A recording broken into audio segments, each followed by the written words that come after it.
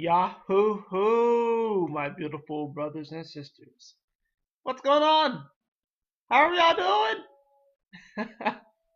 I was supposed to make this earlier, but I guess not. But in any event, welcome to Astro Fenixx. Hope your Friday's been going well. It's almost Saturday. Want to give a shout out to my brother from the same mother, at least physical mother. Happy birthday, happy Phoenix Rising. Not sure if you'll hear this, but just want to give a shout out to you anyways. He's a 22-degree Capricorn sun, so you already know he has the juice. And even though he's younger than me, he always felt older. It was kind of interesting. He always just seemed like he was just had a mature energy and a mature soul. So happy birthday, bro. Happy birthday, young bro. I love you. And it's kind of funny actually. Me and him go way back. Like we've traveled a lot together. Oh my goodness, we traveled a lot together. Like in so many lifetimes. Like we really have. And probably continue will to because he's like one of my best friends. Even though we've been at each other's throats a couple times. But anyways, water under the bridge, right? Anyways, how are y'all doing? I figured I'd come on here and do a channeled message. And oh man, how was your 2019 going so far? How's it going? Literally just got on here. I put on some candles, lit the incense, and you know took that throughout the entire apartment. Came back, clicked record, and here I am. So not really much time to prepare for this. Just got off of work, my day job, and 2019. We are 11 days in, 12 days, excuse me, we are 12 days in. And this Capricorn energy, we're into the last decade. This Capricorn season flew. My goodness. We're about to hit to Aquarius season. All planets are going forward. We have so many planets at home right now. Like, what? It's crazy. We got Saturn at home, Jupiter at home, Neptune and Mars. Like, what? Of course, and that's not really the topic of this video. Just kind of wanted to paint that picture for you all that we have so many energies home. A lot of outer planets too. That's the thing about it. To like the mid to outer planets. All of them are outside the orbit of Earth. Mars is the closest, then Jupiter. Then Saturn. Then you got Neptune way out there too. And Pluto's no slouch in Capricorn. So, yeah, this is a very transformative time. But what I really wanted to talk about, I guess if I were to relate it to an astrological aspect, is the fact that we have this moon finishing up in Pisces, and it's actually about to conjunct Chiron. In fact, it'll probably enter into 28 degrees Chiron as I'm recording this. So at some point after I upload this, by the time many of you watch this, the moon would have already conjuncted Chiron, and it will be coming into Aries. So we'll get Aries pretty much for the full weekend. And then we'll be into the last week of Capricorn energy. And it's going to be interesting. This is going to be a very interesting weekend with the moon in Aries. You're definitely going to see there's going to be a spike in the energy coming off of Pisces, which Pisces energy can be a lot, but it can also be kind of sleepy. I mean, that's what I get. I'm a Pisces moon, and I'm in the fourth house, so this means that I can fall asleep literally anywhere. Uh, I've always had that ability. Like I could just fall asleep on the floor. I could fall asleep on concrete. I could fall asleep standing up. You know, because Pisces very much so likes its rest, and it's about dreams too. So we are getting this Pisces moon, right here. And this weekend, the moon will be in Aries. And A lot of conversations are going to be had. A lot of actions are going to be made. A lot of people are going to be starting to act on their dreams, especially now that we're into this final decade of Capricorn. The pressure is really on, especially with the Sun conjuncting Pluto here recently, and it's of course still within orb. There's definitely a massive transformation happening in everyone's life, whether it's subtle or apparent. And honestly, it's probably a mixture of both. Probably a mixture of both. But this moon conjuncting Chiron is very important. It's really what I wanted to talk about. Now, I have a unique perspective on this because I have my natal moon at 28 degrees Pisces. So I've had Chiron conjunct my natal moon for a while now. And let me tell you, it's been fucking crazy. There have been some days where it's been fantastic. There have been some days where it just felt like I couldn't get out of hell. Like, even if I tried to get out of hell, I couldn't get out of hell. And today I thought about it more and more, and I'm just thinking about the whole message of Chiron. Chiron is the centaur who is, immortal, shot by his own army, shot by someone in his own army, and then became mortal. And it represents, everyone calls it quote unquote the wounded healer. I kind of want to actually get away from calling Chiron the wounded healer. I really do. Chiron is definitely a sage. Chiron is a fucking badass sage. And Chiron doesn't know what it means to give up. Just simply doesn't. And I think wherever Chiron lands in your chart, it represents where you don't know where to give up. Because even though there's a lot of shit that's happened in that area of your chart, or of your soul's blueprint, you still find a reason to keep going. It's like, here's this huge gaping wound here, but you're still going anyways. And where is Chiron right now? It's at the edge of Pisces. You guys do realize that we are, in many ways, wrapping up an old story. Because the next time that Chiron comes into Pisces, the world will be dramatically different. You won't recognize it. We will look back on this year. We'll look back on these years and be like, those were very transformative years. They'll be like the bridge years. They're like the years in between worlds, the years in between eras. Because by the time that Chiron comes back around, holy fuck, guys.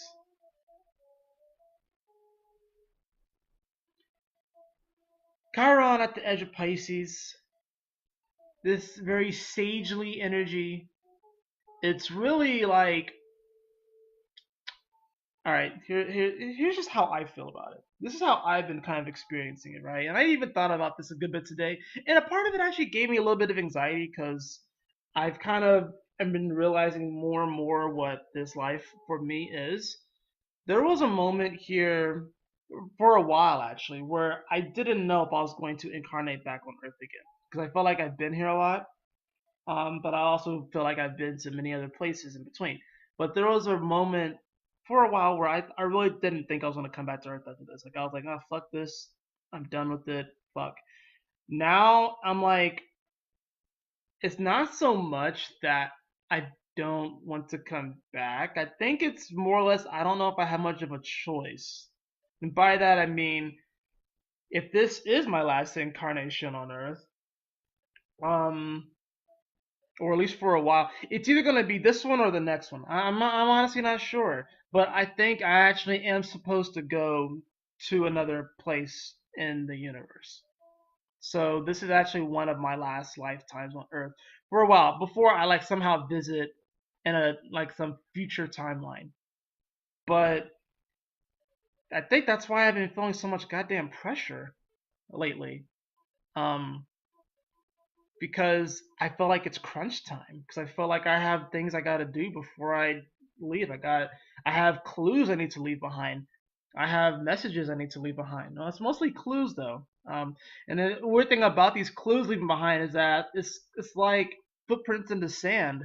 I wonder how long they'll be able to stay around before they get washed away by the current. But you know, I'm starting to embrace that more. I'm also realizing that with such a late degree moon, especially in the sign of Pisces, that I have an old soul and been around the block a few times. And honestly, this is how I feel. This is how I feel, right? I've been to Earth many times, right? But I do feel like my most previous life wasn't here, and it's probably been a few lifetimes since I was here. And I kind of almost feel like I was brought out of retirement to come back to Earth and to help lift the vibration. That's how I feel. Like I feel like there are certain things I want to experience, and I'm going to, and I am, but it's like I'm facing challenges because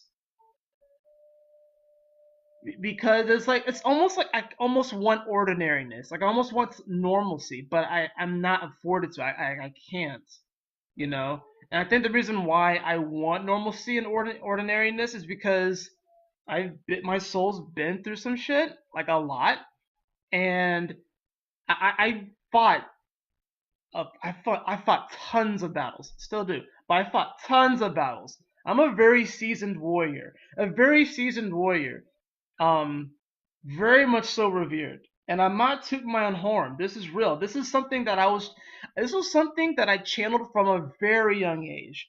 How powerful I am, right? And in many ways, I feel like I was brought out of retirement so I could come to Earth to help lift the vibration. I know I'm not the only one who feels this. I know I'm not the only one who feels this way, but I know that that's just kind of how I feel. Like I thought about it today, and I'm like, damn, that makes sense to me. You know, it's like I was off in my sanctuary somewhere, and then there was like a message that was like, hey, Earth's kind of in trouble. Earth needs some help. And I'm like, damn, when's the last time I haven't been over there in a hot minute? And I come back here, I'm like, oh shit. Oh wow, what's going on here? What? Okay. But I understand why there's so much attention here, and why souls continue to incarnate here, and why the population has been increasing so much. It's because this planet really is a it's a prototype actually in many ways. It's a prototype. Um, and there have been other prototype planets that have been destroyed through greed of the population that grew out of that place. And the Earth is actually a prototype planet that is sort of meant to be replicated. You know, that's why there's so much fucking attention here. So many souls come here because they want to learn about the Earth and then they want to create their own worlds. So in many ways, like I said, but there have been other prototype planets that have been destroyed through greed and through the various mishaps and downfalls that occur when a particular species ascends to a certain level of awareness, and they use that level of awareness for quote unquote negative, more so than positive. Um, Now, will that happen here? No. The Earth is going to be saved. That's already in the books, and the Earth is not going to be one of those planets that does fall. Albeit there is going to be a major wipeout. There's going to be major currents flying through to really shift things because there's a deeper mission to why Earth is here and why we are all here. Um, There really is.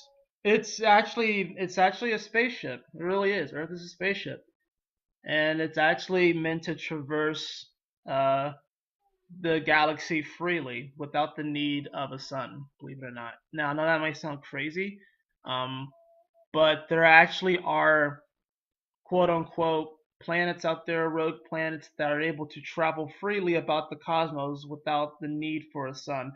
And by that I mean without the need for a gravitational pull, as far as going around the sun, they're able to travel freely. Um, Earth is actually on the list to become one of those planets, but before you can even get to that level, there has to be some major cleanup. And there's some major cleanup going on right now. Major cleanup.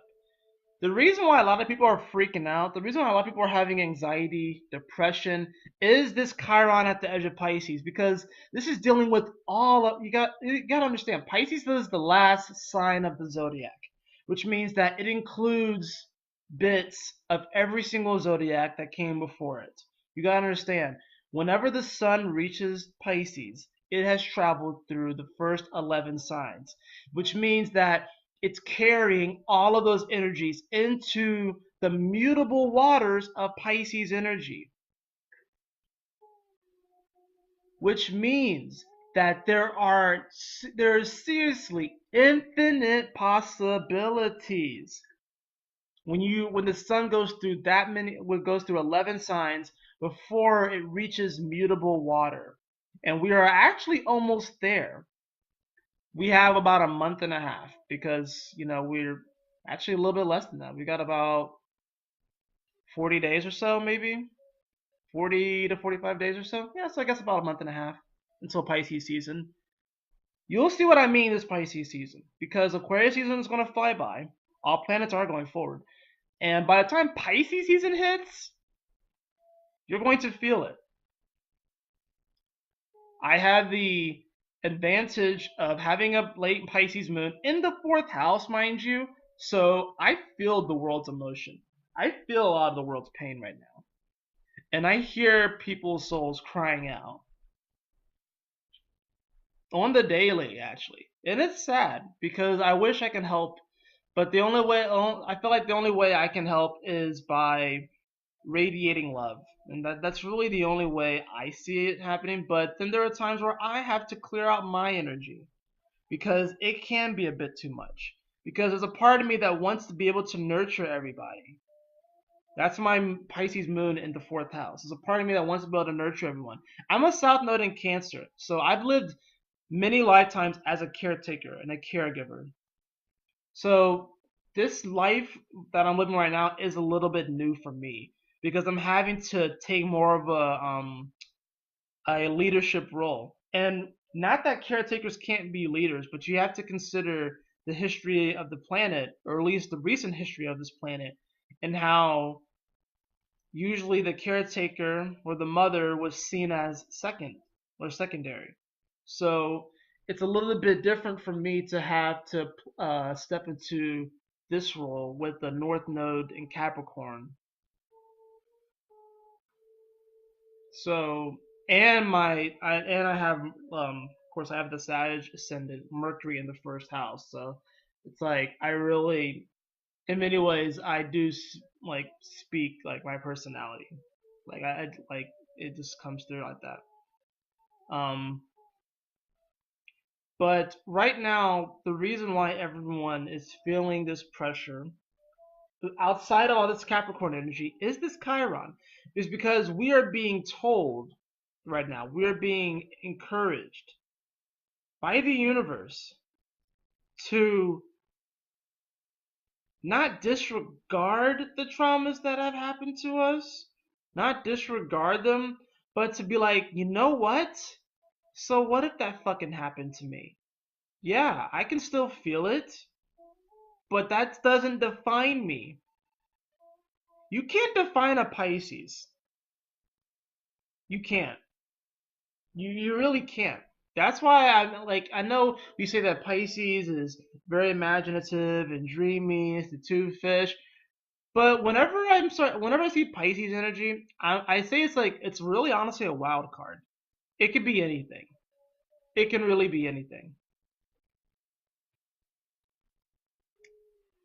That's why people are going crazy right now. Chiron's at the edge of Pisces, wrapping up this huge spiritual story, this whole spiritual story of humanity and how we've gotten to this point. It's huge. It's massive. especially considering the time that we are in. You know, Pluto is in Capricorn, right? You got to think with a lot of a lot of the current generation. I'm 27, so a lot of our parents, Pluto was in Cancer and Leo. Now it's in the last three signs of the zodiac. If you can't feel the transformation of this world, like that's one thing I've noticed. Like it's kind of hard for me to be normal because like I work a job where I feel like I deal with normal people and stuff, and nothing against them, and a lot of them are cool, but a lot of them just seem empty, and I'm just like, whoa, what's going on here? I can feel it. I can feel it off of them. I can see it in their eyes. I can hear it in their voice, and I'm like, damn. And part of me is like, I'm sorry. I'm sorry that this world beat you down. I'm sorry that your experiences beat you down. But damn it, Chiron didn't give up just because he was shot. It's a shitty hand. It's a shitty situation. Sometimes we are dealt with shitty situations. But do we give up? No. Did Chiron give up? Hell no. In fact, that actually made him stronger. I think that's one of the whole Chiron thing and how he was immortal and then he became mortal and stuff like that. And you see it pop up in different movies and different stories that we like to tell ourselves about men, women chasing that immortality, just chasing it and chasing it, you know. And there's an aspect of ourself, this Chiron aspect, that's um not really chasing it actually, but we've kind of confused it, and I think that we are chasing it. We think that the key is immortality. We think that that's what the key is. That we want to. That's why we're trying to. That's why you see all these advancements, and we've extended our life. Most people today live um, longer than people did overall 100 years ago. I mean, if you take just like the vast majority of people. There have always been people that lived to 100. There have always been people that lived to 200. And there probably are now. They just don't talk about them. But there's always been longevity. But the overall, you know, amount of that longevity has increased with, you know, technology advancing. And now we're going to start to see robots inside of us. We pretty much already are cyborgs, and they're gonna replace your legs, your arms, pretty much everything. And then, well, if they get your heart, then you're fucking screwed. But because at that point you won't be human. Really, I even go as far to say as your brain. Like if they replace those two, you are actually screwed. Like, but there you can sense that there's that narrative that people are chasing immortality because they're trying to get back what Chiron lost. But Chiron gained, believe it or not. We think he lost, but he actually gained. He gained purpose more so than he had before. Because you gotta think, a lot of people who have a lot of challenges in their life, which they probably have squares and oppositions and a lot of quincunxes to like their major planets or between their major planets. A lot of them they do seem to go farther. They do seem to understand something. And what is it about a challenge that awakens us? You know, it's it's interesting because I was listening to a clip from the Joe Rogan podcast, and he had, of course, David Goggins on, and he was like, yeah, when things are going easy, that's easy. I'm butchering what he said, but essentially it was along the lines of, yeah, it's everything's cool when it's going easy, but what about when things get tough? A lot of people like to talk about the good times and all this sort of stuff, and fairies and unicorns. Y'all think Pisces is all fairies and unicorns? Are you kidding me? Do y'all know Neptune? Neptune. Don't fucking play. Now Neptune is a bit of a troll if you get on Neptune's good side, but Neptune will troll the fuck out of you. Pisces energy will troll the fuck out of you, but Neptune also knows how to have a good time. But the thing is that like these people that have these challenges in their life, you hear how they made it, and a lot of people they step into the story midway. Like people who don't have arms and legs, but they're still able to paint, they're still able to somehow play music, or they're motivational speakers, or people who contract cancer and then they beat it and then they end up like helping so many other people. It's because they've been through some shit. And yeah, you don't wish these things to happen to anybody, but they do. But do you allow these things to fuck you up forever, or does it give you a renewed sense of purpose? You know? I mean, for me, if you look at my chart, I don't really have a lot of quote unquote uh strained aspects. My Jupiter does square my ascendant and my Mercury. That's a little bit odd, and it's in Virgo, so my Jupiter is in Virgo. But I mean, I have that. I have trines and sextiles mostly, as far as like major aspects. I don't think I have really any oppositions. Now I'm thinking about it. Um, but no, between like major planets, I don't really have a lot of strained aspects or difficult aspects. And if I look at my life, it's been actually it has been relatively easygoing. I really don't have too much to complain about. A lot of the times where I have problems, they were self-induced. Now there are moments where my soul has stepped in and uh, has been like, "Hey, yo, look, I've been crying out to you for a while, so you have been listening. So, pow, here we go." That happened to me. And I'm still dealing with the remnants of that. At least like the last main one when it happened to me.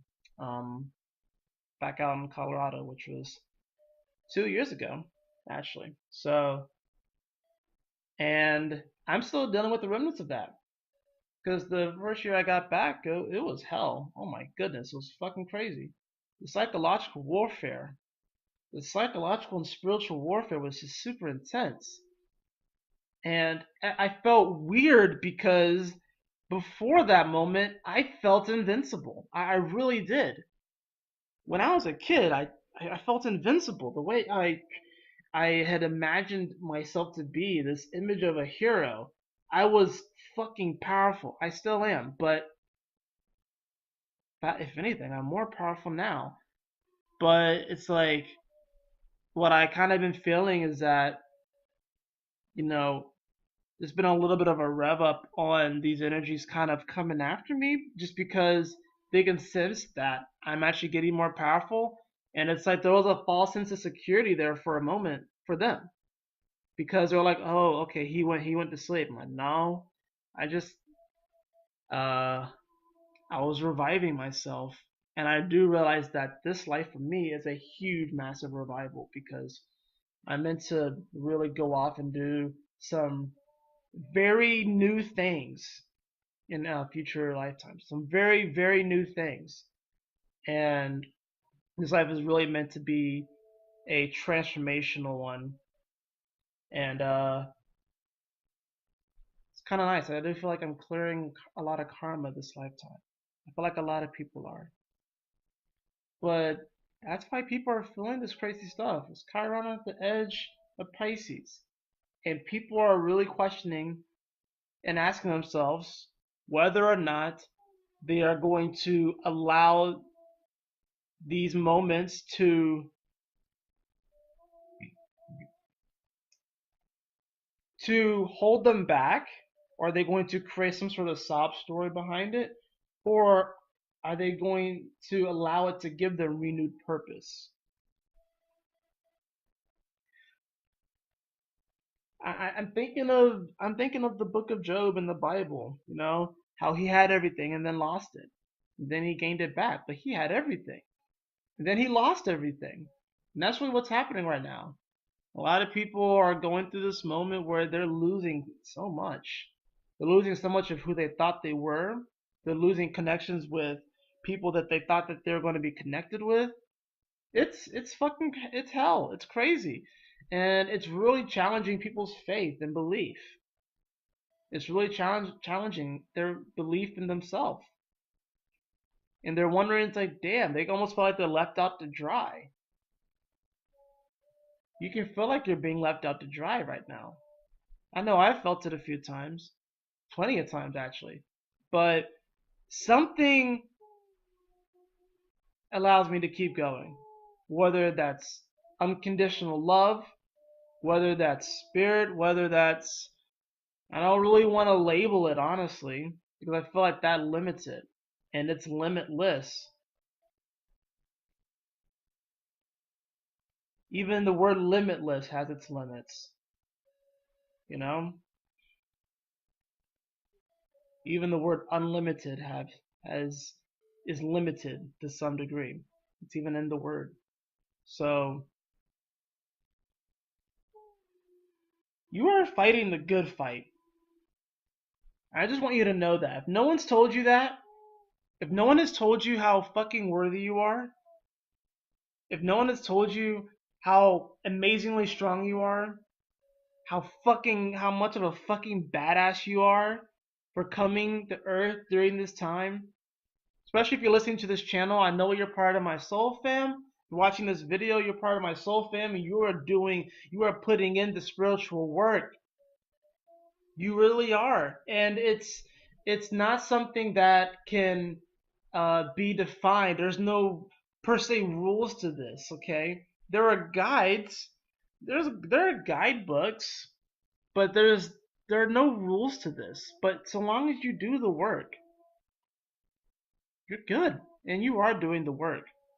Um, Sometimes it can feel like it's very subtle. It can feel very subtle sometimes. But I just want you to know, beloved, that if nobody has told you, then let me be the first to tell you how much of a fucking badass you are. How incredibly gifted you are. And how incredibly valuable you are. So valuable. Priceless. You can't put a price on it. You can't. Do you know how many terabytes would be needed for your awesomeness? You know how many terabytes your awesomeness will fill up? It's an infinite number. Like a terabyte can hold a lot of information, but guys, we barely scratched the surface. A terabyte compared to the universe? Are you kidding me? You can't even compare it. But you're fucking awesome. And you would need, and I want to say a shit ton of terabytes to fit your awesomeness, but even a shit ton's not enough. And a shit ton's an actual measurement, I believe. So it's an actual measurement. But you get what I mean. So continue to fight the good fight. And allow this time to give you a renewed sense of purpose. Even though things may be falling away, even though your life may not look the way that you want it to look, um, you're not your thoughts. I do have a feeling, I do want to say that. A lot of people are having very crazy thoughts, myself included, crazy thoughts, and they may even be overly attaching to their thoughts. I do this. I have Mercury in the first house, so I definitely do that. And sometimes I can allow it to affect my personality, and sometimes I can allow it to make myself. I can make myself think that, oh, am I a bad person for thinking this? You know, you're not a bad person. Okay. Know that there is a lot of psychological warfare going on right now. A lot of it. A lot of psychological warfare. And I'm telling you, you're fucking powerful. We may be outnumbered, but you are so fucking powerful. And there's a reason why a lot of this is going on. It's because they don't want you to come into your true strength, your true power. Now, who's they? I guess like as far as South Park, they're bastards, as we call them that, but they're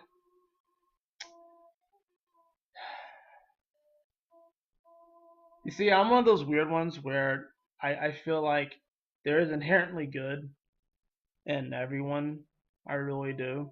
And while I do believe in dark forces, and I do believe that they fuck with people, and I do believe that they fucked with me, that there's a reason why they are the way that they are. This is why, in a lot of times, I'll play video games about that. I empathize with the bad guys because there's usually a reason why they're like that.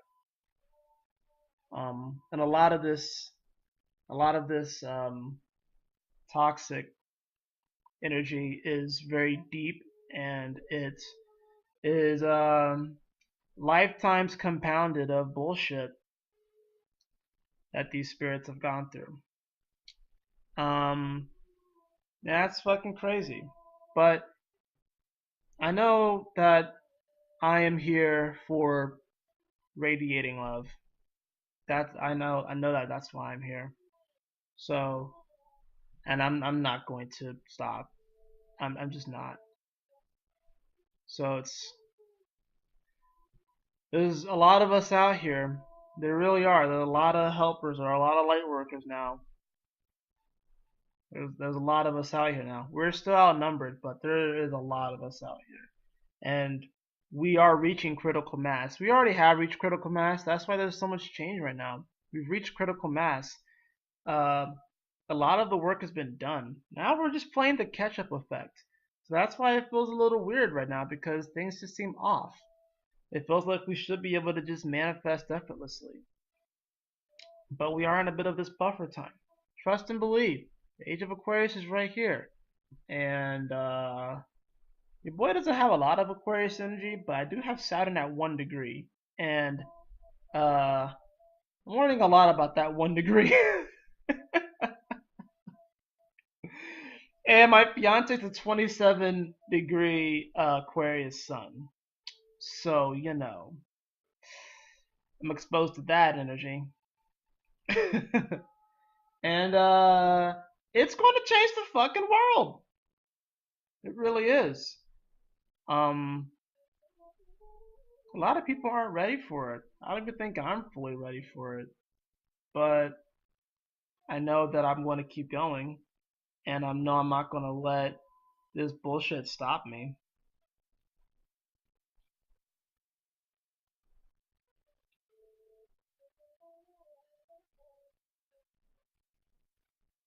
I think that's it. Keep fighting the good fight and smile more. Your smile will get you through a lot. It really will. And I know that sounds cheesy and dumb and stuff, but it really will because I don't want to just paint like some sort of doomsday. Oh, we're in a spiritual war, there's psychological warfare and dark forces, and yeah, there's gonna be trauma and stuff. You just gotta like push your way through, man. And yeah, that's true. But smile because there is so much to be grateful for. There really is. I truly believe that we can create a world that is abundant for everyone. I truly believe that we can create a world where everyone's basic needs are met. I really do believe that we can create that. Now, after everyone's basic needs are met, then we can really determine the drive of the individual because when your basic needs are met, then like, what do you do then? What is it that drives you and stuff when all your basic needs are met? You know, right now we're still having to level the playing field as far as that goes. And then we'll really begin to see who has the drive and who doesn't, or who just needs to develop it. Because we all have areas that we got to develop, right? We all have areas to develop. I said I have my sun at 24 degrees and my moon at 28 degrees of their signs respectively. But like I said, Saturn's in an early degree of Aquarius, so I still have to work on that energy. My Venus is 8 degrees Libra. That's an energy I have to work on, you know? So, I mean, there are things I still have to be open to learning and working on, but just like everyone. We are going through a massive transformational time. And know that you will make it. You will.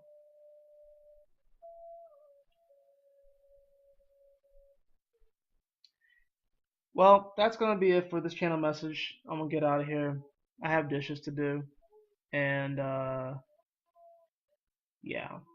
I got to do these dishes. And this Crown Royal apple is kind of calling my name, honestly. And I've been meaning to finish the I Choose You Pokemon movie because I've fallen asleep on it twice now, and I gotta actually finish it. Even though I work in the morning, but let's see how that goes.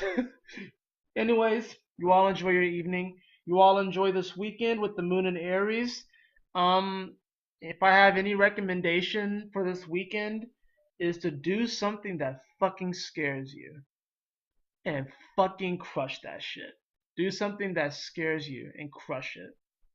Um, it doesn't have to be super super big, whatever like that. You don't have to like go like you don't have to go like rock climbing and like the Grand Canyon or something like that. You don't have to do that. You can do that if you want to, but you don't have to go to the dungeon and slay the dragon and save the princess unless you want to do that. If you want to go take down Bowser and get Princess Peach, you can do that if you want. But do something that scares you.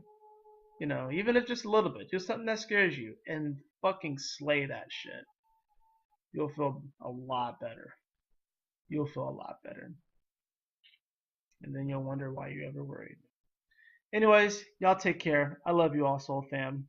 Peace.